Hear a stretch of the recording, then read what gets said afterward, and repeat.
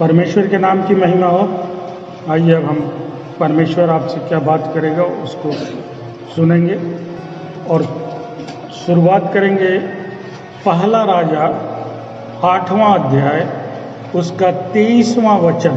पहला राजा 8:23। और उसने कहा, हे यहोवा इस्राएल के परमेश्वर, तेरे समान ना तो ऊपर स्वर्ग में और ना नीचे पृथ्वी पर कोई ईश्वर है। तू अपने उन दासों के प्रति जो अपने संपूर्ण मन से तेरे सम्मुख चलते हैं अपनी वाचा पूरी करता और करुणा करता रहता है। आमीन। पहला राजा 8वां अध्याय 23वां वचन कहता है, और उसने कहा, हे यहोवा इज़राइल के परमेश्वर, तेरे समान न तो ऊपर स्वर्ग में और न नीचे पृथ्वी पर कोई ईश्वर है।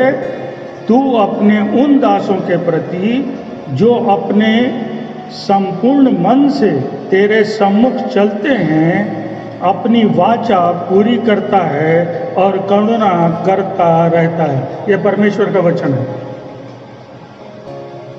इस वचन में सबसे महत्वपूर्ण है, अपनी वाचा पूरी करता और करुणा करता रहता है। वो एक बार नहीं करता, करता रहता है। इस पर ध्यान दीजिएगा। वो हर बार करता है। हम चाहे उसको माने न माने वो अलग बात है, लेकिन उसने बाद में क्या कहा कि करुणा करता रहता हूँ। भाई आप कहाँ हो? और आज का विषय क्या है कि परमेश्वर हमारे और आपके जीवन में अपनी वाचा को पूरा करने वाला परमेश्वर है। वो अपनी वाचा को आधा अधूरा नहीं छोड़ता। इसीलिए उसने कहा कि मैं तो पूरा करता रहता हूँ। लेकिन आप तो एक बार करुणा कर दी तो हम उससे संतोष कर लेते हैं कि हो गया मेरा काम। लेकिन वो क्या कह रहा है कि नहीं, मैं तो आगे भी करूँगा, क्योंकि मैं करने वाला परमेश्वर हूँ।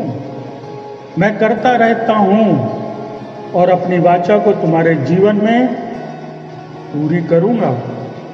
और इसीलिए उसने क्या कहा कि स्वर्ग में और पृथ्वी, नीचे पृथ्वी ऊपर स्वर्ग में, उसके ऐसा कोई नहीं है जो आपके लिए इतना कर सके, हमारे लिए इतना कर सके। हम मानते हैं नहीं मानते वो अलग बात है, लेकिन परमेश्वर का वचन आज कहता है कि मैं तो करुणा करता रहता हूँ। तुम क्यों कहते हो कि परमेश्वर ने मेरे को छोड़ दिया? परमेश्वर ने नहीं छोड़ा, हमने परमेश्वर को छोड़ दिया। इसलिए उसकी करुणा से दूर हैं, क्योंकि वाचा पूरी करने वाला परमेश्वर अपनी वाचा पूरी करता है। ये वचन कह रहा है। वचन क्या है? परमेश्वर है। कह रहा मैं तो पूरी करता हूं। तुम कितना पूरा करते हो? एक बार कभी सोच कर देखा, समझने की कोशिश की कि हम कहाँ हैं? और पूरा करने के बाद एक चीज और कहता है कि मैं तो पूरा करता हूँ, करुणा करूँगा, आशीष दूंगा और करके रहूँगा। और उसके बाद एक चीज़ और कहता है, निकालिए मलाकी की पुस्तक 3 अध्याय 10वां वचन। मलाकी 3:10। सेनाओं के यहोवा का यह वचन है, सारे दशमांश भंडार में ले आओ कि मेरे भवन में भोजन वस्तु रहे, और ऐसा करके मुझे परखो कि मैं तुम्हारे लिए आकाश के झरोखे खोलकर तुम्हारे ऊपर अपरंपार आशीष की वर्षा करता हूँ कि नहीं। अब कह रहा है कि मैं अपनी वाचा पूरी करता हूँ, और पूरा करने के बाद क्या कहता है? और ऐसा करके मुझे परखो। कह रहा ऐसे नहीं छोड़ दो कि मैं करता हूँ कि नहीं करता हूँ। कह रहा मैं करता हूँ कि नहीं, ऐसा करने के बाद मुझे परखो कि मैं तुम्हारे लिए आकाश के झरोखे खोलकर तुम्हारे ऊपर अपरंपार आशीष की वर्षा करता हूँ कि नहीं। कह रहा मेरे को भी परखो, क्योंकि मैं वाचा पूरी करने वाला परमेश्वर हूँ। और ऐसे नहीं कि मैंने कह दिया तो मान लो। अपने लोगों को कह रहा है कि परखो तो मुझे, लेकिन हमारे अंदर परखने की हिम्मत है, क्योंकि हम ही गलत रास्ते पे हैं। परमेश्वर को क्या परखेंगे? लेकिन आपको परखना है, आपको परखना है कि परमेश्वर कह रहा है वो सही। अब आप परखेंगे कैसे? आप तो परमेश्वर को देखे नहीं, उसके पीछे तो जाके परखेंगे नहीं, तो आप कैसे परखेंगे? आप परखेंगे कि क्या जो परमेश्वर ने मेरे और आपके जीवन में वाचा को बांधा था वो पूरी कर रहा है कि नहीं। यही करके आप परख सकते हैं कि उसने ये चीज कही थी करता है कि नहीं मेरे जीवन में। और बहुत लोग गवाही जब देते हैं कि परमेश्वर ने मेरे जीवन में ये कर दिया, ये कर दिया, यही तो परखना है कि परमेश्वर ने जो कहा था किया, वो जो कहता है वो करता है, वो अपने कहे गए वचनों को जीवन में पूरा कर रहा है। मेरे से वादा किया था परमेश्वर ने, और जो वादा किया था वो मेरे जीवन में आज नहीं कल उसने पूरा कर दिया। उसने कहा था कि मैं तुझे चंगा करूंगा, उसने अगर मुझे चंगा कर दिया तो वो अपनी वाचा को पूरा करने वाला परमेश्वर है, और मैं इस तरह उसे परख सकता हूं। और कोई उपाय नहीं है परमेश्वर को परखने का, लेकिन वो कहता है परखो ना। अब आप बीमार पड़े हो, परमेश्वर याद नहीं, और बाद में सोचो कि परमेश्वर तो कहा था, तो परखिए, याद कीजिए ना परमेश्वर को कि प्रभु मुझे चंगा कर, क्योंकि तूने कहा था कि मैं तुझे रोक के बिछौने से उठा खड़ा कर दूंगा। क्यों नहीं खड़ा हो पाए आप? क्योंकि आपने परमेश्वर को जाना नहीं, उसके वचनों पर आपका विश्वास नहीं टिका है। वो तो कहता है मैं स्वर्ग से वो वचन भेज दूंगा जो तुझे पृथ्वी पर उठाकर खड़ा कर देगा। ऐसा है हमारा और आपका परमेश्वर, लेकिन हमारे अंदर उतनी ताकत नहीं, उतना विश्वास नहीं कि हम परमेश्वर को कह सके कि प्रभु तूने तो कहा था, आज मैं रोक के बिछौने पर क्यों हूं, भेज वो वचन स्वर्ग से जिसे भेज कर तू मुझे उठा देगा। और परमेश्वर 2 मिनट में आपको उठाकर खड़ा कर देगा। लेकिन हमारे पास उतना ना विश्वास, न उतनी ताकत। क्यों? क्योंकि हम संसार के भीड़ में भटक रहे हैं। हमें आसपास कोई और दिखा रहा है, उन भीड़ में चल रहे हैं। तो आप कहां से परखेंगे परमेश्वर को? क्योंकि आप उसी भीड़ में खो गए हैं। मैं एक चीज बहुत पढ़ता रहता हूं तो बीच बीच में बोलता हूं, आप लोग भी ध्यान से सुन लीजिए। देखिए, भीड़ में सब लोग अच्छे नहीं होते, भीड़ में सब लोग अच्छे नहीं होते, और अच्छे लोगों की कभी भीड़ होती ही नहीं है। तो आप कहां चल रहे हैं जरा देख लेना, किस भीड़ में आप हैं। क्योंकि भीड़ में कभी सब लोग अच्छे नहीं होंगे, आप मत सोचिए। और अच्छे लोग की तो भीड़ कभी होती ही नहीं, क्योंकि गिने चुने लोग, उनकी कभी भीड़ नहीं होती। इसलिए परमेश्वर कहता है सत्य के मार्ग पर चलिए। क्यों? सत्य के मार्ग पे चलना बहुत आसान है, क्योंकि सत्य के मार्ग में भी भीड़ नहीं होती, वहाँ बहुत कम लोग चलते हैं, बाकी सब झूठ को अपना के चलते हैं। इसलिए अगर आप परमेश्वर को जानते हैं, पहचानते हैं, उसे अपना मानते हैं, तो सत्य के मार्ग पर चलिए। बहुत आसान रास्ता है, वहाँ कोई धक्का धुक्की कुछ नहीं है। गिने चुने परमेश्वर के लोग ही मिलेंगे आपको सत्य के मार्ग पर, और कोई नहीं मिलेगा। इसलिए परमेश्वर कहता है परखो मुझे। मैं क्यों तुमसे कह रहा हूं कि परखो? क्योंकि परमेश्वर के लिए कुछ भी असंभव नहीं है। हम क्यों मान लेते हैं कि शायद परमेश्वर ये काम न कर पाए, शायद मुझे चंगा न कर पाए, चाहे मुझे आनंद न दे पाए, चाहे मुझे शांति न दे पाए। ये तो हमारी सोच है। लेकिन परमेश्वर कहता है मैं तो सब कुछ दूंगा। लेकिन यहां प्रार्थना में क्या कहते हैं कि परमेश्वर के लिए सब कुछ संभव है। तो तो जब कहते हैं कि सब कुछ संभव है तो उसे मानिए भी तो। मानेंगे नहीं, कहेंगे। इसलिए जीवन में वाचा पूरी नहीं होती। जब इब्राहिम ने को परमेश्वर ने कह दिया, उसने कहाँ शंका किया कि भाई कहाँ भेज रहा है, क्या करेगा, सब कुछ छोड़ छाड़ के चला जाऊं तो कहाँ जाऊं। उसने ये भी नहीं सोचा कहाँ जाऊं। परमेश्वर ने बस कह दिया निकल यहाँ से, निकल गया। और आप सब जानते हैं इब्राहिम के बारे में, उसने क्या पाया क्या खोया सबको पता है, क्योंकि परमेश्वर ने उस पर पूरा आशीष दिया, उसने पाया ही पाया। लेकिन हम शंका में होते हैं। परमेश्वर के विश्वासी होकर भी मन में शंका बहुत होती है कि शायद न हो पाएगा। लेकिन करने वाला कौन है? जो सर्व सामर्थी, आप खुद बोलते हैं हमारा परमेश्वर सर्व सामर्थी है, फिर क्यों शंका करते हैं? या तो उसके साथ नहीं है आप, या आपका विश्वास नहीं है उस पर। तब आप सोचिए कि होगा कि नहीं होगा। लेकिन अगर परमेश्वर मेरे साथ है, मैं उसके साथ हूं, तो सब कुछ हो जाएगा। हर जो असंभव काम है उसको भी पलट दूंगा मैं। जो सब कह रहे हैं कि नहीं होगा, उसको करके दिखाने की ताकत आपके अंदर है। लेकिन कब? जब आपके अंदर परमेश्वर का विश्वास हो, आप उसे मानते हो कि मैं नहीं कर पाऊंगा, लेकिन एक है मेरे पास जो सब कुछ कर सकता है, जिसने आकाश और पृथ्वी को बना दिया, जिसने तारे और चंद्रमा और सूरज को बना दिया। वो चीज मेरे पास है, क्योंकि वो कहता है कि मैं जो करूंगा वो तुम्हारे बुद्धि से परे है। वो तुमने न कहाँ सोचा।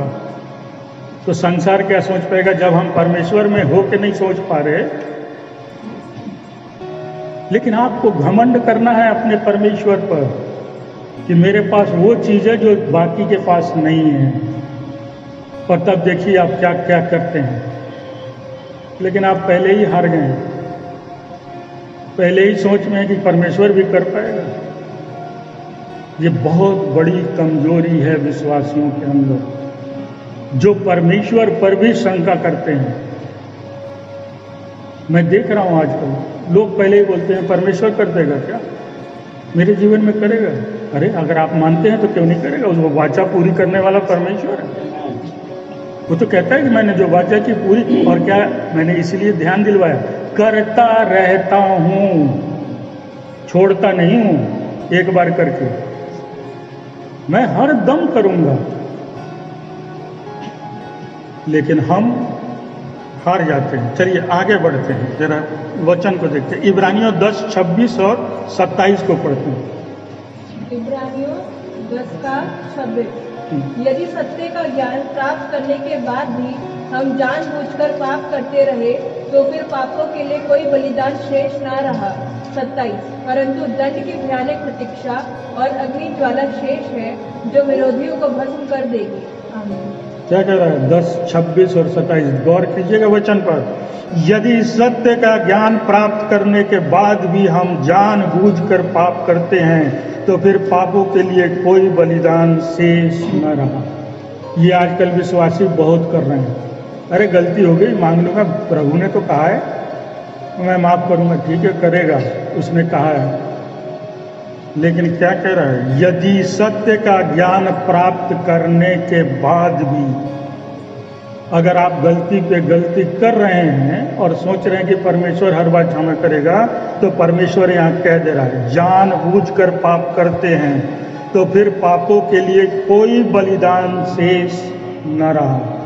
आप कुछ नहीं कर पाएंगे, आपके जीवन में वाचा पूरी नहीं होगी, क्योंकि आप बार बार मतलब परमेश्वर को आपने एक मजाक बना लिया है कि यीशु ने कहा मैं पाप क्षमा करने आया हूं, तो मैं पाप करता रहूंगा, वो क्षमा करता रहेगा। ऐसी भी बात नहीं है। जब आप परमेश्वर में आ गए हैं और उसने आपके सारे पापों को क्षमा कर दिया, उसके बाद आप भी सुधरेंगे। ऐसा नहीं कि आप करते रहें, आप प्रभु आप क्षमा करते रहो। कहता है अगर सत्य को जान लिया तो बार बार न करें। आजकल के विश्वासियों में बहुत ही हो रहा है कि मैं करूँगा, गलती तो हो गई, वो क्षमा कर देगा। वो कह रहा है उसके बाद तो कुछ बचता ही नहीं है। आगे क्या कहता है, परंतु दंड की भयानक प्रतीक्षा। कह रहा है उसके बाद बहुत भयानक दंड है आपके ऊपर। इसलिए मैं कहा कि इसको हल्के में मत लीजिए। आप लोग वचन को बहुत हल्के में आजकल लोग लेके निकल जाते हैं, उस पर गौर नहीं करते कि परमेश्वर किस बात की चेतावनी दे रहा है। वो कह रहा है कि आप इसको हल्के में न लें, क्योंकि भयानक दंड की प्रतीक्षा और अग्नि ज्वाला शेष है। कह रहा उसके आगे का रास्ता भी बता दे रहा हूं, क्या है, प्रचंड दंड और अग्नि की ज्वाला आपके सामने रखी है। अगर आप जानबूझकर ये कर रहे हैं, परमेश्वर को की वाचा को आप अपने जीवन में पूरा होते इसीलिए नहीं देख पा रहे, क्योंकि आप वो कर रहे हैं जो परमेश्वर करने की मनाही कर रहा है। लेकिन हम चाहते हैं कि हम करेंगे, फिर परमेश्वर के भवन में जाएंगे, वहां जाके माफी मांगेंगे, और परमेश्वर तो दयालु है ही, क्षमा कर ही देगा। यस, वो कर देगा, बहुत दयालु परमेश्वर। कब तक? जरा अगर सत्य का ज्ञान हो गया, या तो आप मुकर जाइए कि मुझे सत्य से मेरे को ज्ञान ही नहीं है, मैं नहीं जानता सत्य क्या है। लेकिन वचन भी क्या कहता है, यीशु क्या कहता है, मैं ही सत्य हूं, मार्ग सत्य और जीवन मैं हूं। अगर आप यीशु को जानते हैं तो आप सत्य को जानते हैं। आप इनकार नहीं कर सकते कि मैं सत्य नहीं जानता। आप जानते हैं, बिल्कुल जानते हैं। और कह रहा है कि उसके बाद तो आपको पता है। और आगे क्या कहता है, जो विरोधियों को भस्म कर दे। आप क्या चाहते हैं अपने जीवन में, वो आपके ऊपर निर्भर है। परमेश्वर ने कभी जबरदस्ती नहीं की, लेकिन एक जगह पे कहता है कि अच्छा होता कि तुम मुझे नहीं जानते।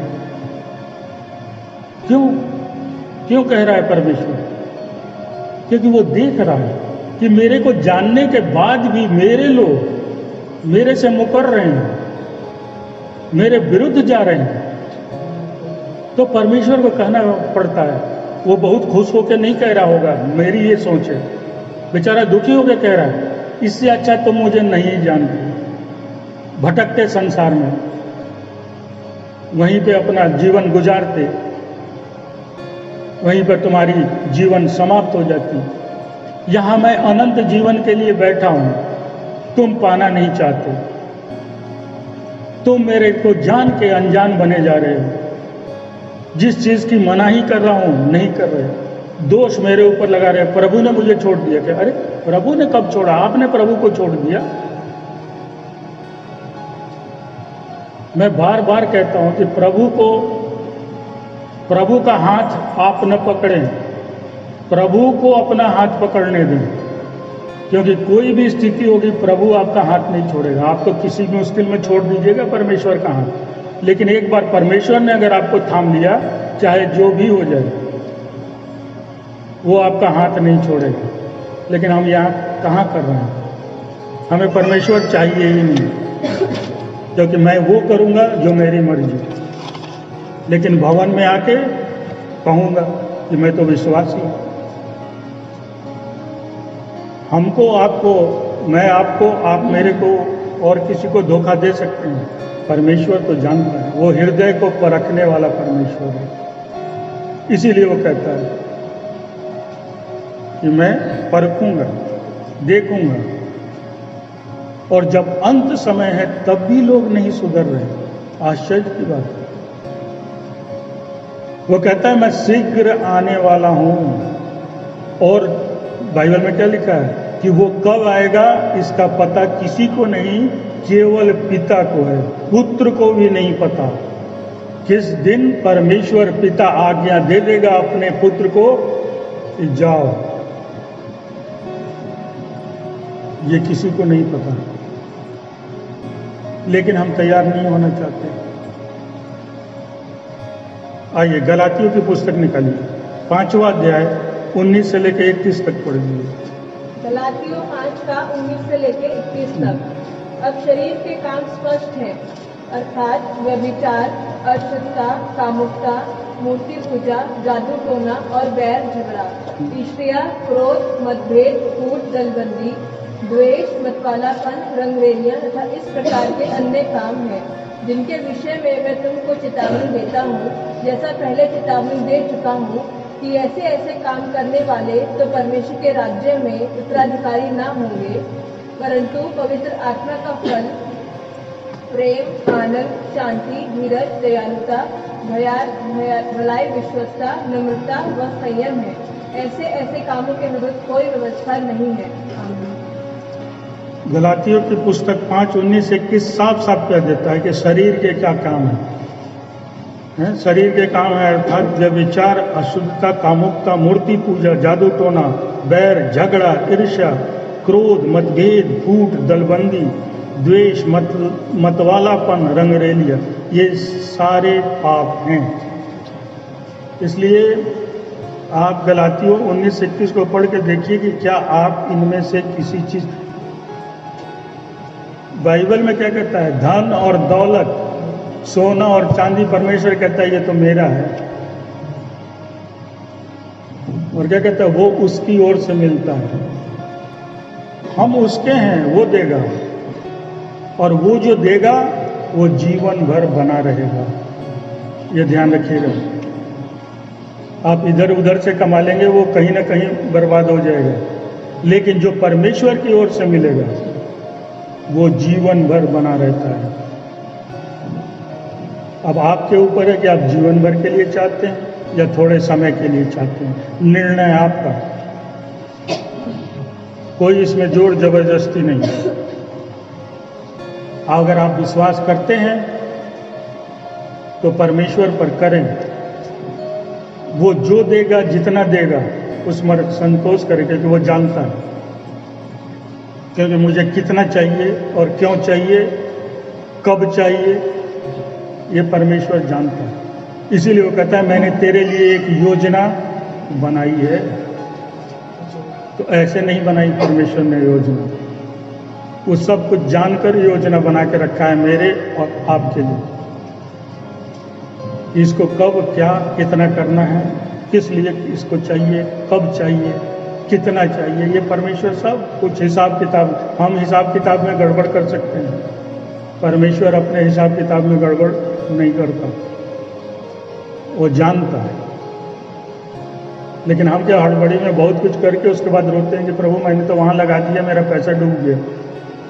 प्रभु ने कहा था कि लगा दो, पूछा था आपने परमेश्वर से, मुझे पता था कि इतना लगाऊंगा तो इसका 4 गुना मिलेगा।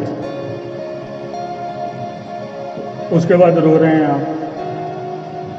लेकिन जो प्रभु दे देगा उससे अगर संतोष है तो प्रभु तो स्वर्ग राज्य देने को तैयार है।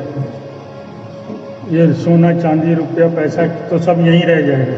आज तक न लेके कोई गया, ना हम ले और आप ले जा पाएंगे। लेकिन जो अनंत जीवन परमेश्वर ने रखा है उसे कितने लोग ले पाएंगे? ये महत्वपूर्ण सवाल है आपके और मेरे जीवन में। बाकी भीड़ भाड़ तो चलती रहती है। उसे पाने के लिए हम लोग यहाँ पर आते हैं कि अनंत जीवन मिल जाए। शारीरिक जीवन समाप्त होने के बाद भी एक जीवन परमेश्वर ने दिखाया है, और उसने अपने अपने पुत्र यीशु मसीह को तीसरे दिन जिंदा करके ये साबित भी कर दिया है कि होता है, इस पे शंका न करो। और इसीलिए वचन कहता है जिस तरह प्रभु यीशु मसीह को जिलाया हमें भी जिला देगा। लेकिन हम इन सब से बहुत दूर हैं। हमें अभी अनंत जीवन वो सब भूल चुके हैं, अभी संसार की चीज़ों में उलझ रहे हैं। और कह रहा हूँ अंत समय है, शैतान इन चीज़ों में उलझाएगा, जानकर उलझाएगा कि आप उस अनंत जीवन को प्राप्त न कर सकें। आपको क्या लगता है वो बहुत कमज़ोर है? वो भी आपको उलझा देगा। इसीलिए कहता है एक बार पाप कर लो और फिर जाके क्षमा मांग लेना। जाते तो हो भवन में संडे को, लेकिन प्रभु क्या कर रहा है, जो सत्य को जान चुके हैं उनके लिए क्षमा का कोई भी बलिदान शेष नहीं है। ये हमें नहीं पता, इसीलिए बार बार पास्टर जॉर्ज भी कहते हैं कि वचन में मजबूत बनिए, वचन को गौर से देखिए कि वो कह क्या रहा है, वो बता क्या रहा है। हम क्यों उलझ जाते हैं शैतान की बातों में? इसलिए उलझ जाते हैं कि हम वचनों में कमजोर हैं, और जब कमजोर हैं तो शैतान इसका फायदा भरपूरी से उठा ले जाता है और जीवन को उलट पुलट कर देता है। हम फिर रोते हैं। उसका मौका ही मत दीजिए, आप वचन में बनिए ना मजबूत। बाइबल आपके पास है, केवल पढ़ने से नहीं, उसको जानिए कि क्या कह रहा है प्रभु, क्योंकि आप जितना वचन को जानेंगे उतना परमेश्वर को जानेंगे। लेकिन हम अगर वचन से दूर हैं और परमेश्वर के नजदीक होने का दावा करते हैं तो गलत करते हैं, बिल्कुल गलत करते हैं, क्योंकि परमेश्वर नहीं, उसने वचन दिए हैं और कहता है कि ये मैं ही हूं।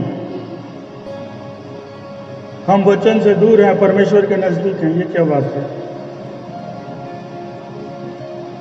तो फिर ये कलीसिया, ये इसमें वचन क्यों दिए जाते? क्यों परमेश्वर अपने दासों को नियुक्त करता कि मेरे वचन, और वचन भी कहता है कि मैं अपने सारे रहस्य कहाँ करूंगा? कलीसियाओं पर उतारूंगा। वो नहीं कह रहा कि मैं संसार में जाके उतारने वाला हूं। इसका मतलब कलीसिया बहुत महत्वपूर्ण चीज है जो परमेश्वर ने बनाया। हम कलीसिया को आजकल बहुत छोटा मोटा समझते हैं। वहां पे एक दास को रखा है, उसके रहस्य आप नहीं समझ पाएंगे संसार की भीड़ में चलते हुए, लेकिन कलीसिया में आएंगे और अगर ध्यान से रहेंगे, परमेश्वर अपने रहस्य को आपके अंदर भर देगा। लेकिन हम कहाँ हैं आजकल? जब वचन होता है तो नींद आ जाती है, ध्यान कहीं और चला जाता है। मैं जानता हूं कि कलीसिया में नींद अच्छी आएगी, क्योंकि यहाँ परमेश्वर की उपस्थिति होती है। उसके गोद में सर रख के सोने में बड़ा मजा आएगा, बहुत अच्छा नींद आएगी, क्योंकि परमेश्वर स्वयं उपस्थित है, अच्छी नींद देगा। लेकिन वो ये तो नहीं कहा कि मेरे भवन में आके सो जाना, वो तो कह रहा है मैं रहस्य को उतारूंगा, उसको पहले ध्यान देना। घर से सो के आराम से आइए और यहाँ परमेश्वर के वचन के रहस्य को ग्रहण कीजिए,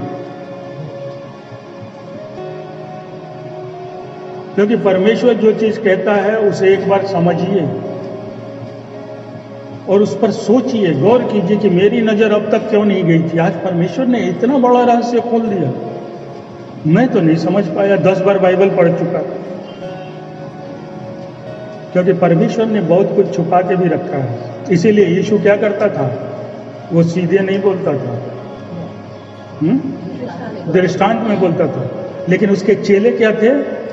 वो हमारी और आपकी तरह नहीं थे। वो तुरंत पूछते थे, प्रभु ऐसा क्यों कहा तुमने? उनको जानकारी चाहिए थी कि प्रभु ने ऐसा क्यों कहा। हम तो सुनते हैं, अच्छा कहा होगा, ठीक है, होगा कोई मतलब। लेकिन उसके चेले कहते थे, नहीं प्रभु तूने दृष्टांत में कुछ कहा है, कोई तो बात है, हमें नहीं मतलब। रहस्य दबा का दबा रखा है बाइबल में। बाइबल लेके रोज घूमते हैं। बहुत से लोग तो अपने तकिए के नीचे रख के सोते हैं, तो बड़ी अच्छी नींद आएगी, अच्छे सपने आएंगे। लेकिन उसका क्या फायदा है? आइए, व्यवस्था विवरण 11:26। 26। देखो मैं आज तुम्हारे सामने आशीष और शाप दोनों रखता हूँ। क्या कहता है परमेश्वर? देखो, ये वचन पे भी ध्यान दीजिए। इसको ऐसा नहीं प्रभु कहता है आशीष है, कह रहा है देखो, आंख खोलो, अपने मन की आंखों को खोलो। देखो, मैं आज तुम्हारे सामने आशीष और शाप दोनों रखता हूं। तो क्या देखना है इसमें? देखना यह है कि आप किसको चुनते हैं। आपको आशीष चाहिए या श्राप चाहिए? जरा देख लो, आप क्या चाहते हो, और उसी के अनुसार अपनी वाचा को वो पूरी करेगा। अगर आपने श्राप को चुन लिया तो प्रभु क्या कर लेगा? वो तो पहले ही बोल दिया देखो। अब अगर आप अंधे हैं, आपकी आंखें बंद है, तो परमेश्वर क्या करेगा? क्यों परमेश्वर को दोष देते हैं कि प्रभु नहीं सुनता, नहीं देखता? देखते तो हम नहीं है, प्रभु तो कहा देखो, हमने उस पर गौर नहीं किया। बस इतना कहा कि अच्छा श्राप भी रखा है और आशीष भी रखा है, लेकिन उसने पहले चेतावनी दे दी थी कि देख लेना ध्यान से क्या चुनने जा रहे हो। अगर आशीष चुनते हो तो मैं तुम्हारे साथ हूं, श्राप चुनते हो तो शैतान तुम्हारे साथ है। चुन लो। हम चुनते श्राप है, कहते हैं प्रभु आशीष क्यों नहीं मिल रही? अरे आपने चुना है, आपने श्राप को चुन लिया और आशीष की उम्मीद कर रहे हैं। तो फिर प्रभु के साथ रहिए, वो आपको आशीष देने के लिए तैयार है। और क्या कहता है? मैं करता रहता हूं भाई, मैं रुकता नहीं हूं। आप मेरे साथ हैं तो मैं करता रहता हूं, आशीष देता रहता हूं। लेकिन अगर हमें एक दो आशीष के बाद संतोष हो गया तो प्रभु क्या करे? आप कहिए ना, आप भूखे बनिए ना कि मुझे और चाहिए प्रभु, और ज्ञान दे, और बुद्धि दे, और आशीष दे, और वचन के रहस्य को समझा। तू क्या कहना चाहता है, मेरे जीवन में क्या है, मैं उसको जानना चाहता हूं। हमें तो इससे कोई मतलब ही नहीं। तब वो समझाएगा। क्यों परमेश्वर कहता है मैंने संसार से चुनकर तुझे अलग कर लिया?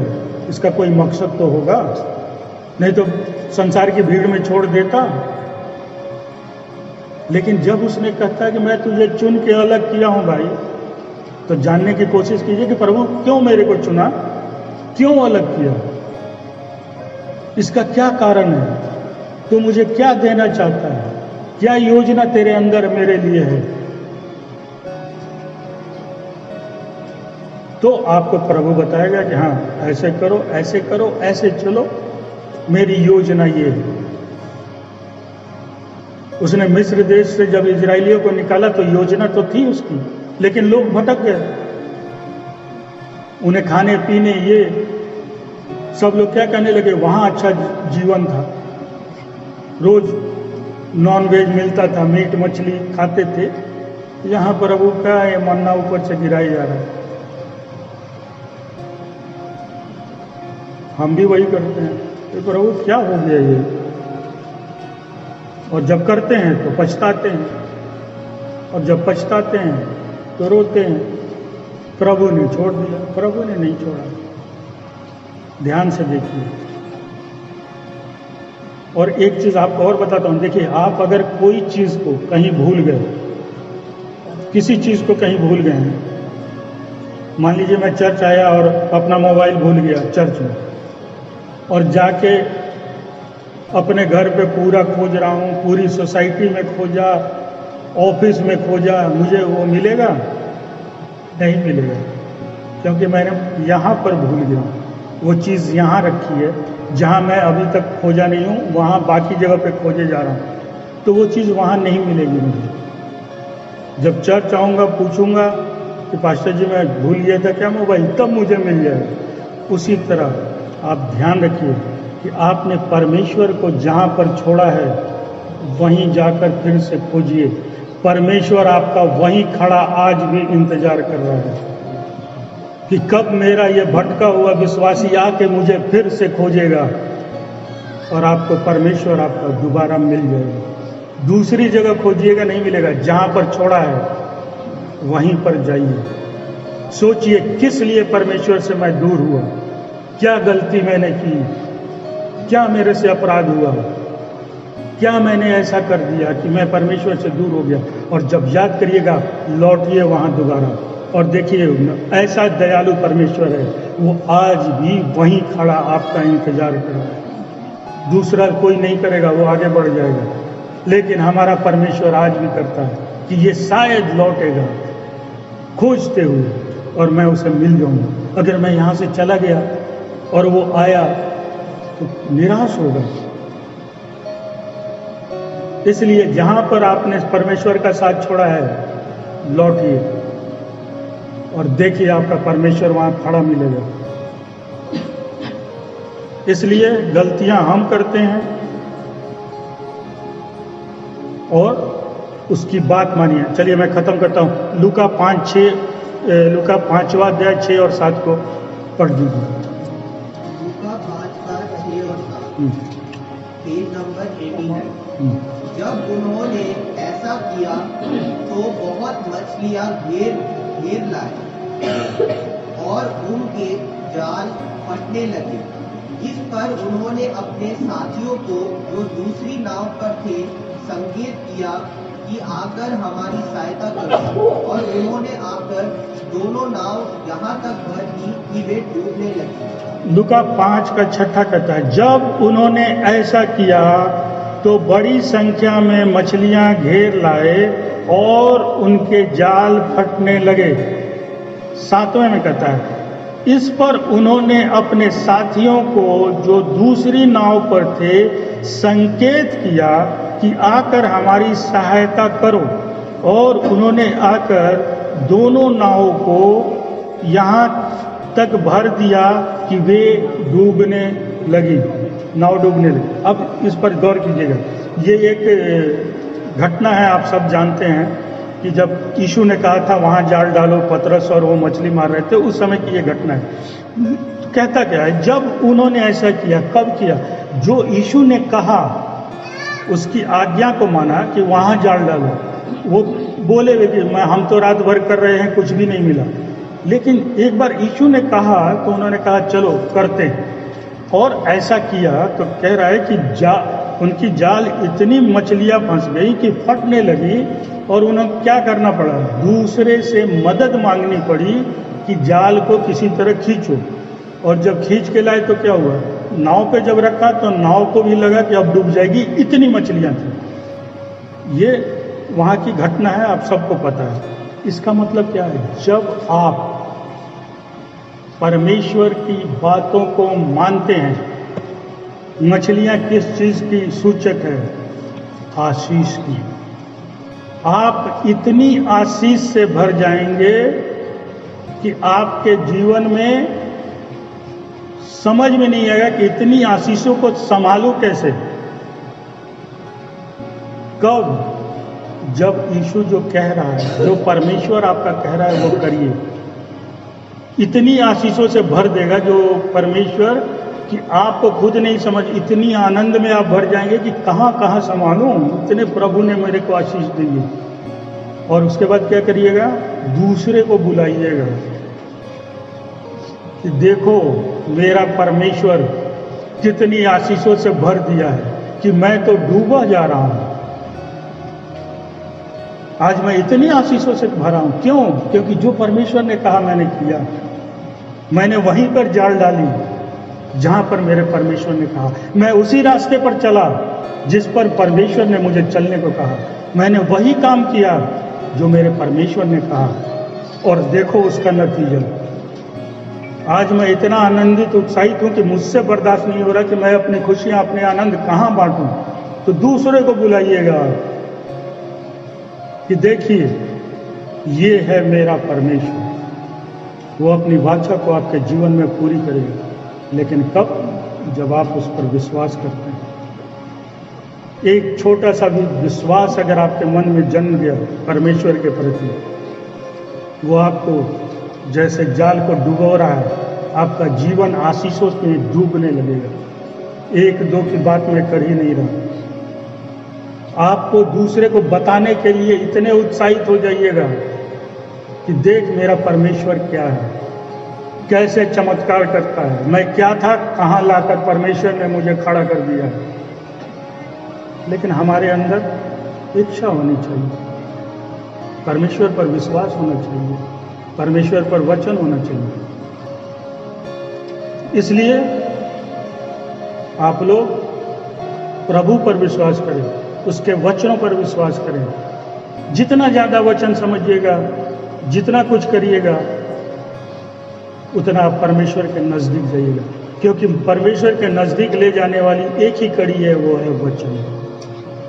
वो आपको परमेश्वर से बांध देगी। इसलिए पास्टर जॉर्ज बार बार कहते हैं वचन वचन वचन, लेकिन हम सोचते हैं क्या ये बोले जा रहे हैं वचन वचन वचन, हल्के में ना लें। और जब आप ऐसा करेंगे, परमेश्वर आपको आशीष से भर देगा, आपकी जाले पर आपका जीवन फटने लगेगा आशीष से। इस पर विश्वास कीजिए, क्योंकि ये परमेश्वर की वाणी है, मैं नहीं बोल रहा। और आप फिर देखना चमत्कार, और फिर आप खुद ही गवाही दोगे कि प्रभु ने आपके जीवन में क्या किया। परमेश्वर सबको आशीष दे।